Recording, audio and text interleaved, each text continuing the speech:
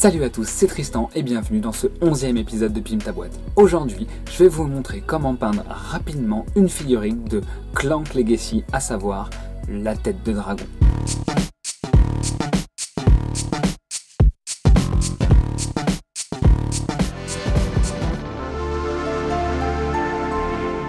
Et voilà, on se retrouve pour la présentation de la figurine.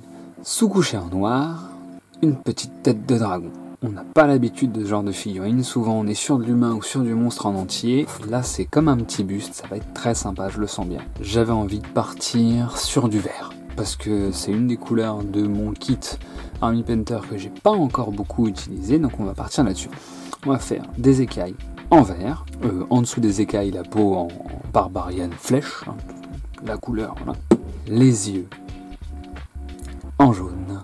Il nous faut toujours du blanc, du noir, matte white, matte black. Et comme on n'a qu'une seule shade, on va se faire ça au strong tone.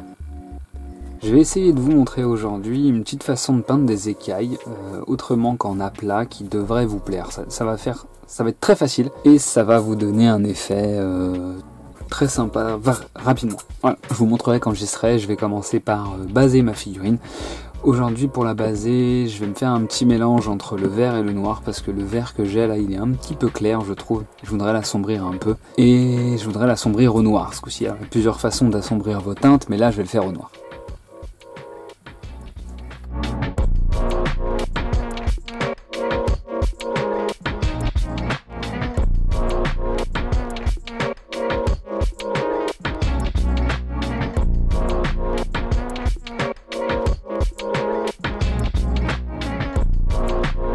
Ok, on va partir là-dessus. Un vert assez sombre.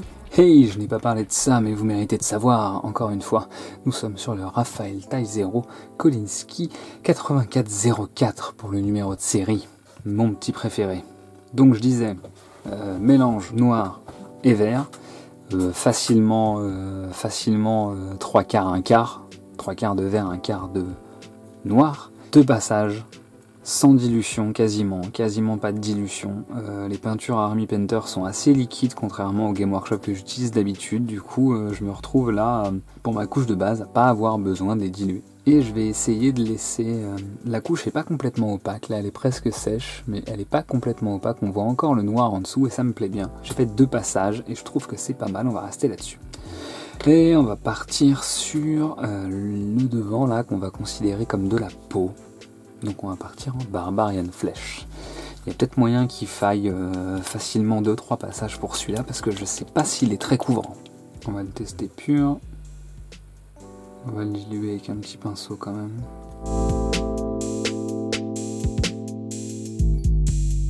On fait un premier passage et c'est pas grave si la couche est pas parfaite. C'est normal.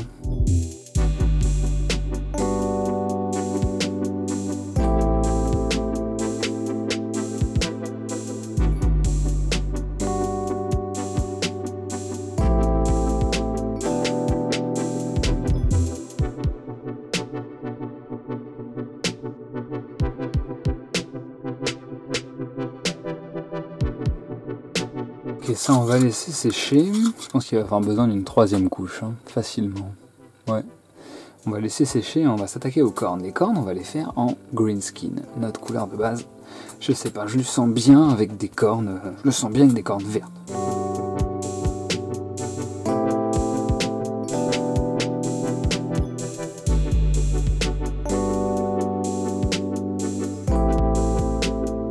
Laissons sécher, repassons sur la peau.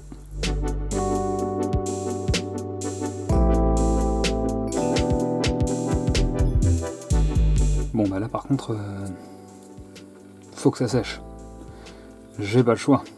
On va pouvoir commencer à passer un premier lavis, la seule couleur, le strong tone, sur nos écailles vertes qui elles sont sèches. Le but du jeu là-dedans c'est de pas perdre de temps. Très pratique sur les grosses figurines, il y a toujours une zone qui est sèche, donc on en profite.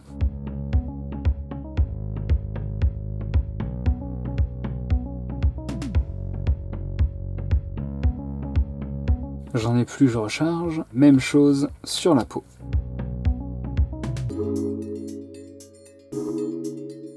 J'y vais généreusement, hein, et j'essaye de partir du centre et de finir mon mouvement vers le bord.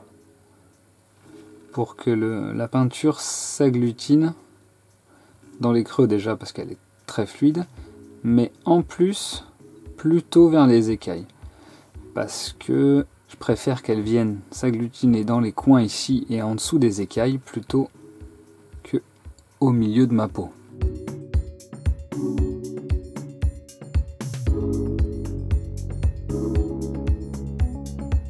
Si vous commencez à voir des traits de pinceau un peu trop importants, ça veut dire que vous diluez pas assez votre peinture. Remettez un petit peu d'eau. Et la technique pour les faire disparaître après, c'est de croiser vos couches. C'est-à-dire que là, depuis tout à l'heure, je suis dans le sens de la corne. Ce qui fait que je vais créer des mouvements de pinceau. Et si je veux les faire disparaître, il faut que je passe perpendiculaire à la corne. Voilà. On va attendre que ça sèche et puis on va lui mettre un lavis aussi. Ça a l'air pas mal là. Dernière zone à faire au lavis, les cornes.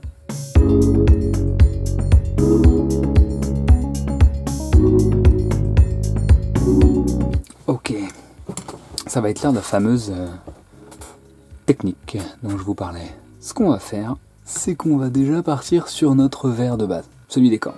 Voilà, on va venir faire des traits. Je vous montre.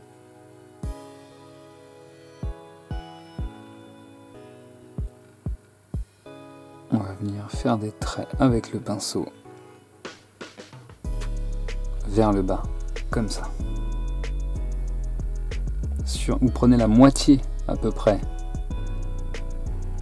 la moitié de l'écaille, et vous partez vers le bas. À intervalles réguliers. Quelque chose d'assez gros parce que ensuite on va reprendre cette couleur qu'on va éclaircir et on va remettre des éclaircissements dans ces choses que vous êtes en train de faire. Donc il faut quand même que ce soit assez gros pour pouvoir refaire des petites traces à l'intérieur.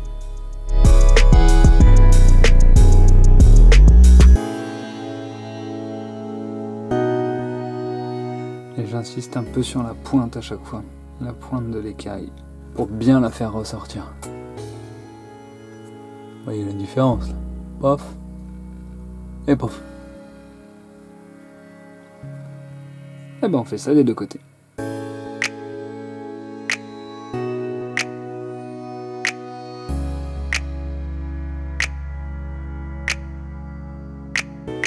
Voilà le résultat. On peut s'arrêter là, hein. Franchement on peut s'arrêter là, moi j'aime bien, je trouve ça cool, de loin ça donne des couleurs.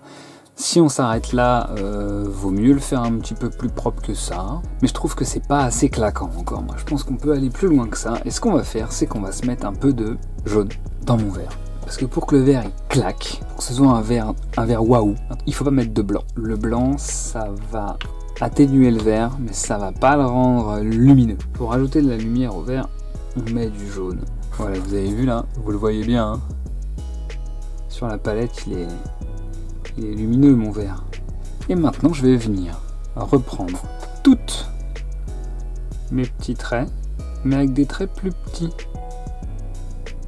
Donc je vais prendre la moitié de mes gros traits et je vais faire des traits plus petits. Je vais en faire un petit peu moins que mes traits de base pour qu'on puisse bien voir.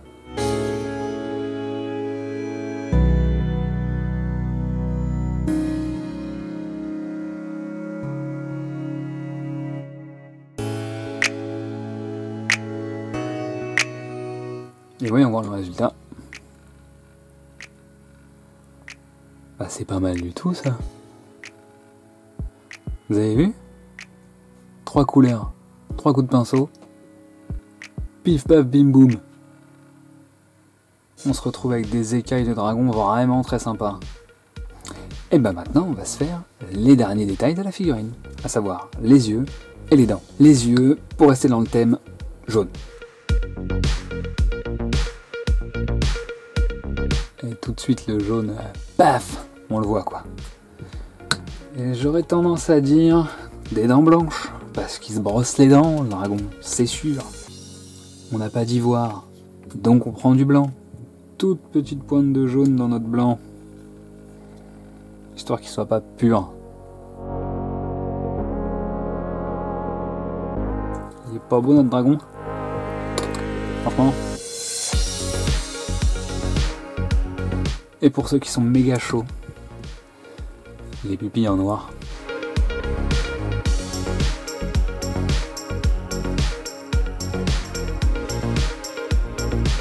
Et là, il nous regarde, le dragon, là. Là, il nous raconte une histoire. Et voilà, le 11e épisode de Pimpe ta boîte est maintenant terminé. Vous avez vu, c'était pas compliqué et franchement, moi je trouve que ça donne un résultat du tonnerre. Si ça vous a plu, n'hésitez pas à mettre un petit pouce, à vous abonner à la chaîne So Many Bits. Vous êtes maintenant plus de 1000 abonnés et franchement, c'est génial. Les vidéos font de plus en plus de vues, ça fait très plaisir. N'hésitez pas à lâcher un petit commentaire pour nous dire ce qui vous a plu, ce qui vous a pas plu, ce qu'on pourrait faire ou améliorer. Sur ce, je vous dis bonne peinture et à la prochaine.